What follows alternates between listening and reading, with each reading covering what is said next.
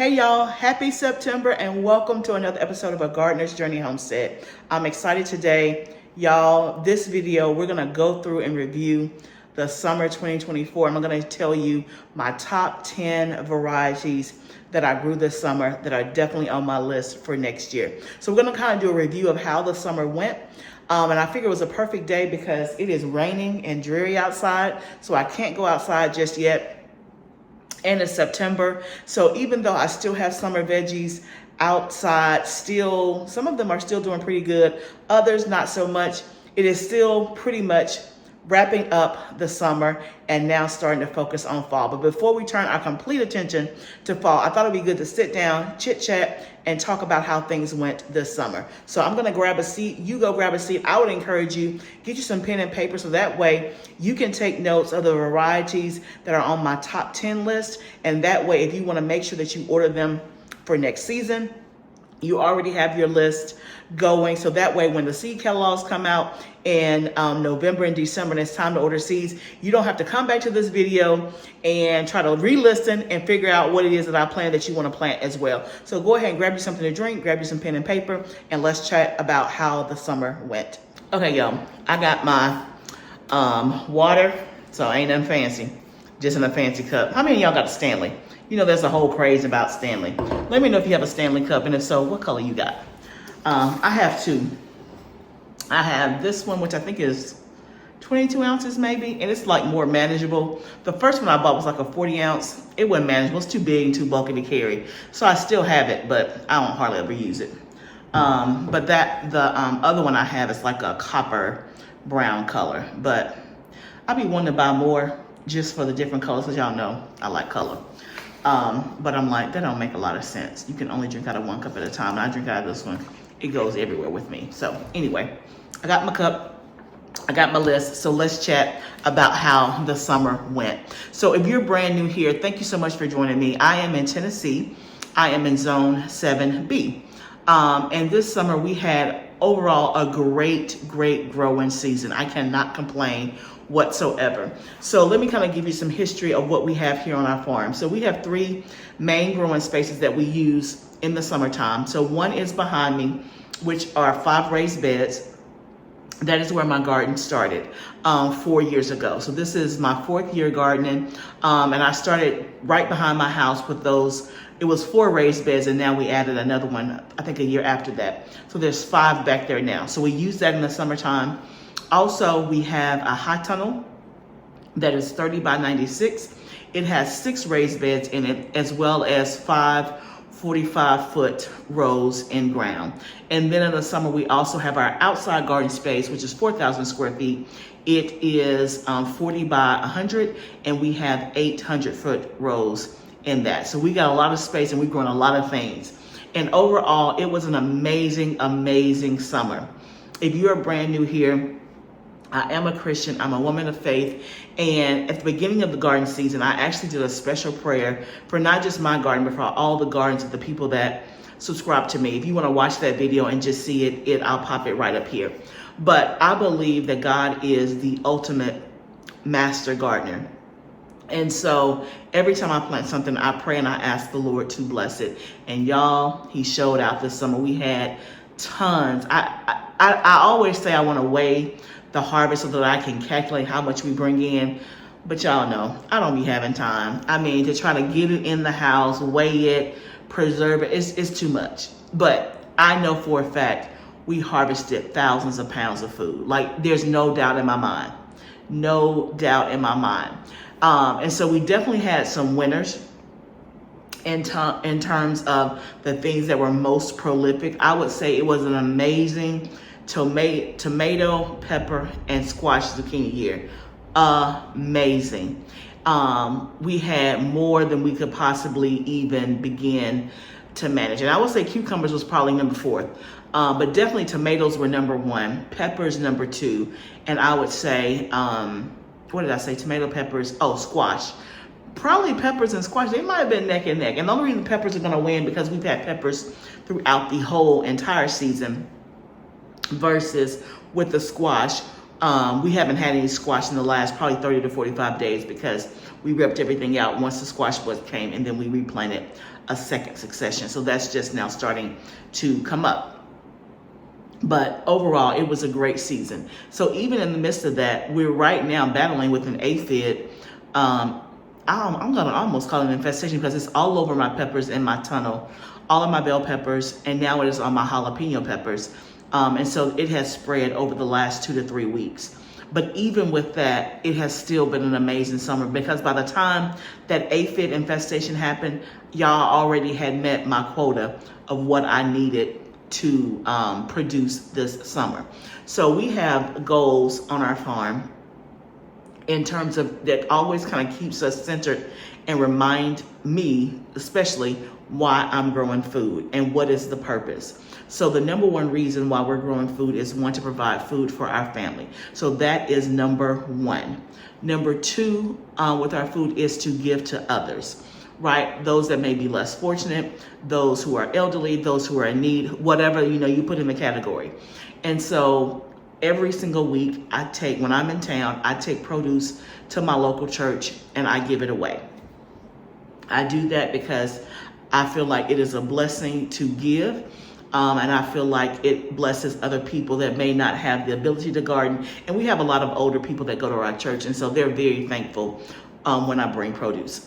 So that is number two. So we grow for our family. That's the number one reason why we're growing food, is to feed our family and to preserve enough for a whole year. So that's also with number one. We grow enough to preserve for a whole year until we can grow that next crop again. Number two is to give to others. And then number three, we sell our produce. And so we do things in that order. So whenever I am harvesting food, the number one thing is first, I'm going to bring it in my own house and we're going to eat it and we're going to preserve it. Then after that, we're going to give stuff away, to our local church, local community, whoever might be in need. There have been times where people in our community have said they needed food and we will go take them free produce, without any charge. And then thirdly, we sell the excess. So the reason why I mentioned that and the reason why I always remind myself in that order is so that it helps me make the right decision, right? So when it's time for me, I don't feel bad about selling my produce because we sell the excess, but that's after I have been taken care of in my family. So we're not selling food at the moment to live, right? We are selling it because we have excess. We are selling it to help supplement our expenses on the farm because, we invest a lot of money, time, and energy. And so it helps to supplement all the things that we buy and also to help grow the farm. But in a situation, if I was not able to sell and didn't have anything to sell as far as excess, but we had food for our family enough to preserve for a year, then I have still met my number one goal. Hopefully that makes sense. So I never sell at the detriment of my family. I never sell at the detriment of us not having what we need. So, and I think it's important, everybody's goals are different, but I do encourage you to have goals for your garden. Know why you're growing food, know what the purpose is, and have a way that you think about it. So that way, as your garden harvest comes in, you already know how it's going to be allocated. You know what to grow, how much to grow, because you know what your goals are. So that's a little bit about us and what we're doing and how we manage. But the beauty of it is when you have your own garden, your own farm, you can manage it however you want to. But let's jump into my top 10. So I've kind of broke these down into flowers, into categories. So I have a flower category, a pepper category, a tomato category, and then like a miscellaneous. So I'm gonna hit the top 10 that I grew this year. And I would say, the top 10 new ones that I grew that I really, really, really loved. And so if this is a variety that you have not tried, but you like this particular crop, then I would say jot that down so that way you can order it and you can try it in your own garden. So let's start with flowers. I love, love, love flowers. So I grow flowers in my garden every single year. One, because it's good for the garden. We talk a lot about companion planting. That's planting flowers along with your vegetables. And that helps to bring in the bees to help pollinate your stuff. It also helps to ward off disease and pests. Sometimes the flowers can be what we call a trap crop. So the insect that's bad will attack the flower and may make it be diseased, but it'll leave your food alone, your vegetables and things like that. So there's many different ways to incorporate flowers into your garden, whether you have a small space or a big space. But I also grow tons of flowers just for the beauty. I love being able to go out to my garden and harvest flowers and bring in a bouquet every single week into my house that I don't have to pay for because I've already put the hard work in and I've grown it in my garden. So let me tell you the top 3 flowers that made my top 10 list this summer that were brand new to me. Number 1 is Zinnia Queenie Formula. If I'm real good, I'm gonna try to put some pictures up here so that you guys can see. But this is from, I think I got it from Johnny Seeds. And this is the Queenie Formula mix. There are several different varieties of the Zinnia Queenie mix. There's Queenie Lime, Queenie Blush, and all that. The Queenie Formula is a blend of all of those. So it's almost like when I say as a surprise, you put it in the ground, you're gonna get all different colors, and they are absolutely beautiful. It was by far one of my most favorite things to see in the garden this summer, and it will definitely be on my list next year and the year after that and the year after that. So the Queenie Formula mix was number 1. My second one that made the top 10 list in the flower category is Sunflower Pro Cut Orange. I grow sunflowers every single year. It is one of the easiest things to grow, but this is the first time that I tried the Pro Cut Orange Excel. This is also from Johnny's. It grows very, very well, and it is absolutely stunning and beautiful in the garden. So it is to me like a traditional sunflower, but instead of it having like that bright yellow, it's like an orange. It is absolutely beautiful with the orange against the dark brown center. Absolutely beautiful. And then the third flower that I planted this year that took over in my garden beds and did absolutely wonderful. I had never planted it before, and I really didn't even think that I like it. But a viewer sent me these seeds, and so because a viewer sent it, I decided to try it, and that is Coleus. Oh my goodness. If you guys have seen my garden tours all summer long, you have seen that Coleus show out in my garden. Absolutely stunning and beautiful. I would see the Coleus plants like when I would go to Walmart and stuff, and I'm like, I don't think I like that. Like the purple, and I don't think I like that. But I don't know what it was. When they got into my garden, I liked it. I liked it a lot. So, you know, isn't that funny? Because sometimes you can see something that somebody else says, you're like, I don't like that. But then when you get it, you're like, I like it. Coleus was that way. It will definitely be in my garden. I will be looking for some more varieties of Coleus to plant for next summer. So those were the 3 flowers that made my top 10 list as I review summer 2024. Let me know what flowers made your list. Go ahead and put them down below. Share them with the class so we'll all know, so we can take some notes and put them in our orders as we start to order for next year. Okay, so now let's move on to peppers. So I have 3 peppers that made the list. 2 of them are brand new to me, and 1 I had grown before in my very first garden, but had not grown it since then. So I'll start with that one. And so that's the giant Marconi. It is a almost like a roasting pepper. So it grows slender, but it was very, very prolific this summer.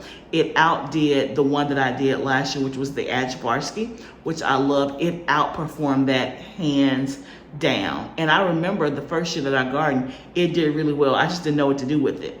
And so Giant Marconi is gonna be on my list from here on out. It was excellent, absolutely excellent. So if you're looking for a roasting red pepper that performs very beautiful, especially in our zone in 7A or 7B, then I would say definitely try the Giant Marconi. It's going to start off green, and it's gonna ripen to a nice deep red color. So let's go on to the next pepper. The next pepper that I grew that made my list that was very brand new to me was paprika. I grew the variety from Territorial Seed called Alma Paprika. Now again, I gotta shout out my awesome subscribers. One of you special viewers who lives where Territorial Seeds are, and I'm trying to remember, where are they? What state are they in? It's on the tip of my tongue. It's not Maine. It's not Connecticut. Is it Oregon? I don't remember. Anyway, I wanted this paprika, and I also wanted a flower from Territorial Seed. And I got on here and I was like, y'all, why is Territorial Seed trying to charge me $20 shipping for like these 2 seed packets? And one of you guys, one of my subscribers who lives in the area where Territorial Seed is, she went by there and bought it for me and shipped it to me. Y'all, thank you so much. Y'all take such good care of me, and I appreciate every time you send me something. So the almond paprika was a winner. I will definitely do that again. It grew extremely well. It has a very good smoky, I would say more of a smoky, it does have a little bit of spice to it, flavor. Now it was, and I wonder, I'm gonna move it next year because this year it was beside my jalapeno. So that might've been giving it a little bit of more heat than it was supposed to, but it was more smoky than spicy, but it performed really, really well. So if you want to make your own paprika powder, or if you want to try that out, then definitely put that on your list, the alma paprika from Territorial Seed. Now the next pepper that made my top 10 list that I had never grown before was a type of cayenne pepper called red ember. I would have, if you would have told me that a cayenne pepper was gonna make my list, I was like, no, they're kind of all the same, red thin. The red ember, it is a hybrid from Johnny Seeds. That thing was so prolific, but it is such, it is way more meaty, if I could use that term, than a traditional cayenne pepper. Traditional cayenne peppers that I have grown in the past, like a rocket flame or a red rocket, I think that's the one that I grew one from, I think it's called Long Slim. It's usually long and very slim, very thin. The red ember is a thicker cayenne pepper, and it gets much bigger. Like it has like some meat on the bones. It was prolific, it did great. I will forever have that in my garden. Did much better than any of the cayenne. I shouldn't say that. It definitely did better than all of my cayenne this particular garden, but I have had other years where my cayenne was prolific. But the other thin cayenne peppers that I did this year, they were not prolific at all. But this one definitely was a keeper. It's called Red Ember from Johnny Seed. So those are the top. So we have done already 6 of my top 10. 3 flowers, 3 peppers. Now let's move on to tomatoes. There's 2 new tomato varieties that I did this year that were a winner for me. Number 1 was the Sunrise Bumblebee tomato. It was very prolific. It tasted excellent.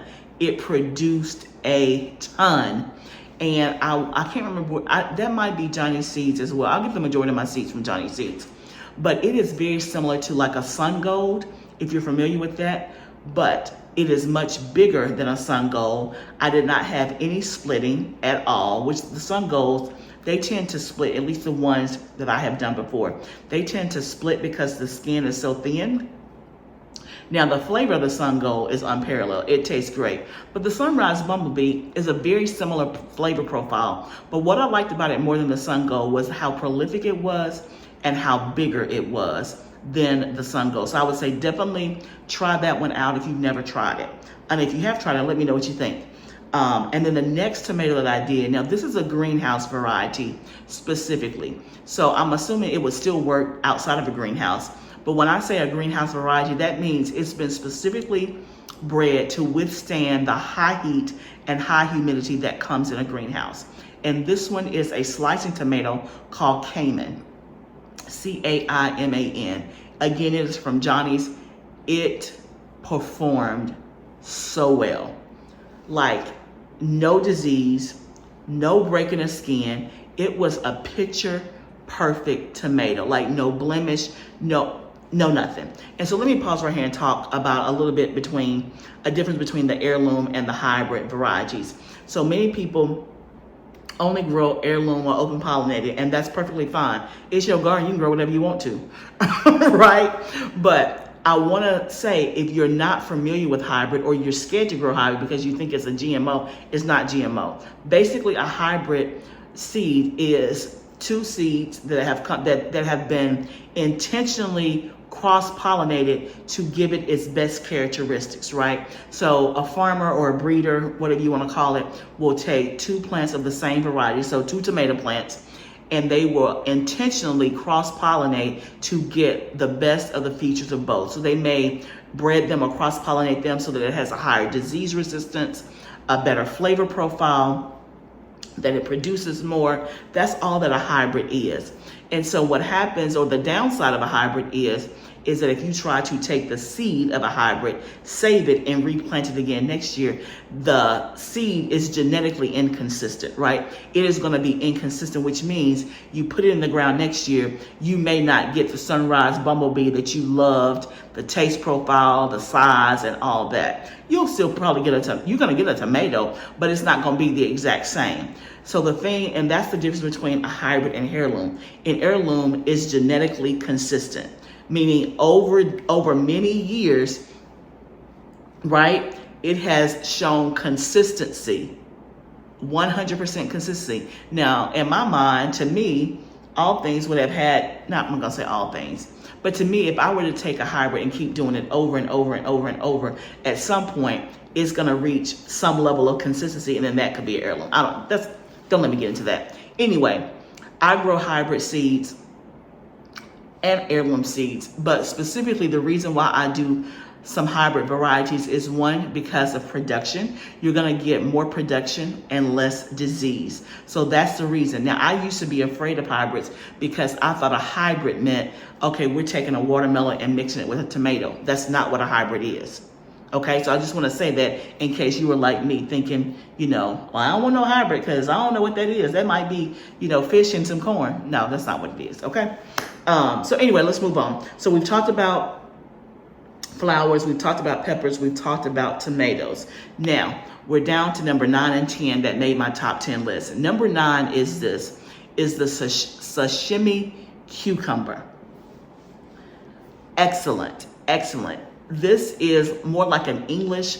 It grows long and thinner. It's not thick and fat. It's not going to be like a pickling cucumber. It's not going to be a canning cucumber. Now, can you can it? Can you make pickles of it? You could, but that's not the traditional type for canning.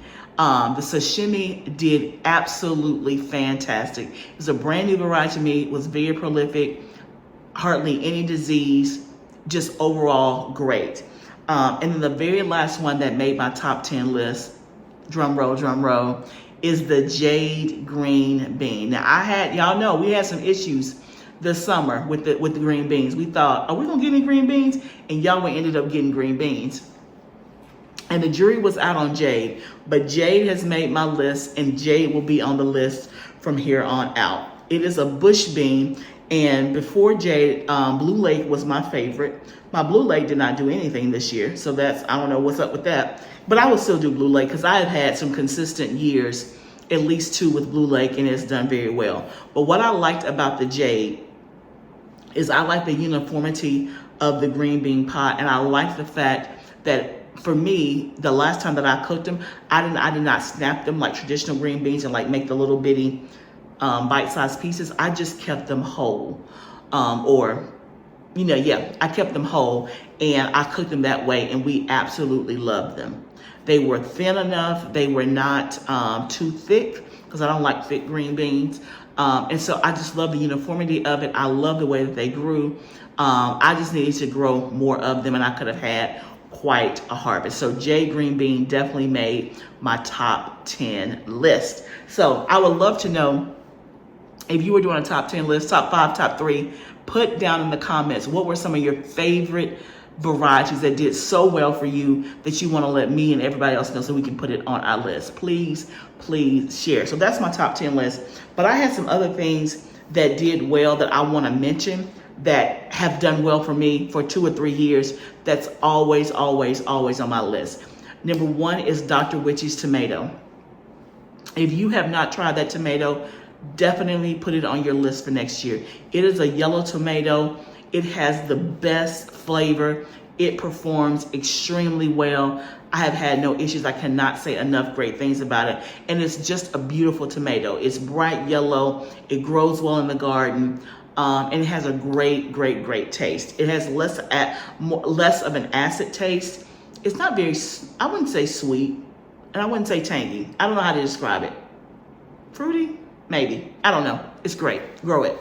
So Dr. Witchy's, if you're in a greenhouse, the Rebelski tomato, which is very similar to the Cayman that I talked about, and the Sakura, which is a cherry tomato, those always perform for me every single year. So they're always on my list. In terms of herbs, a couple of notes for me in terms of next year is I definitely want to try my chamomile again. Like, it germinated fine.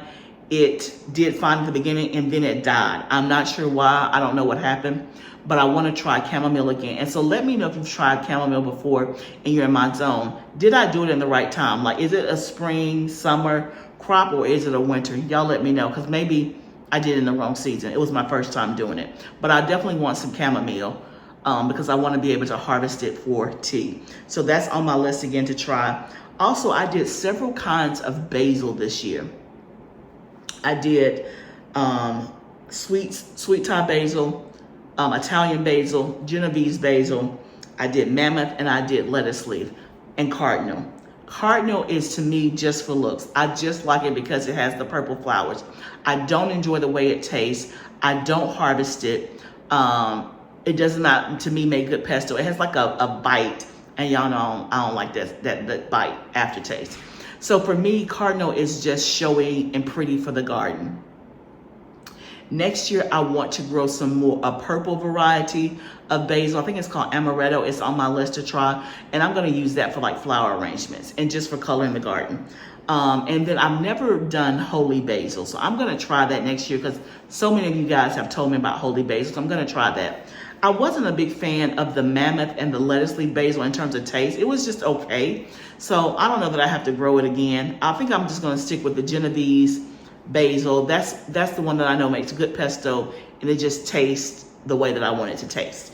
I also, what else? Looking over my list. Those are the ones that I want to talk about that were just definitely, they were winners in my top 10, and also the other ones that I talked about, they do extremely well. They have done extremely well for me for the last 2 to 3 years, so they're always consistent in my garden. The other thing that I wanted to mention were a couple of things that just, I'm like, I don't know that I'll do that again. And one was the Midnight Roma from row 7.